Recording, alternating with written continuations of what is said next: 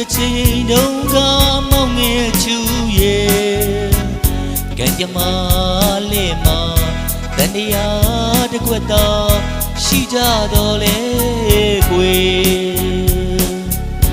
ကောင်းစုမှုဘဝလေးမပြီးတဲ့အကြောင်းဆုံးမှုဇလံကလေးရဲ့ခီးစားမှာကွယ်အပြီးသက်ခွာလို့ဝေးကြရပြီကွယ်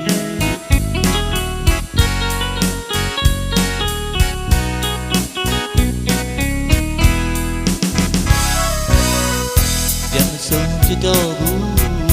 ဟိုတစ်ချိန်တုန်းကမောင်ငယ်ချူရဲ့ကံကြမ္မာလေးမှာတန်တရားတစ်ခွက်သာရှိကြတော့လေကွယ်ပေါင်းစုံမှုဘဝလေးမပြီးတဲ့အကြောင်းဆုံးမှုဇလံကလေးရဲ့ခီးစားမှာကွယ်ပြီးသက်ခွာလို့ဝေးကြရပြီကွယ်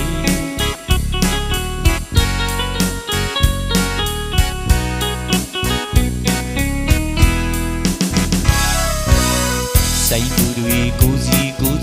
ရှိတဲ့တနေ့မှပြန်တွေ့ကြပြီ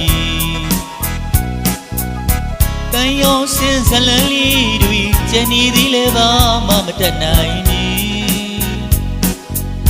ခံစားကချိန်မိလိုက်ပြီပြန်ပြောရင်ဒီတန်ရောစင်လေးရေးဖတ်တွေနောင်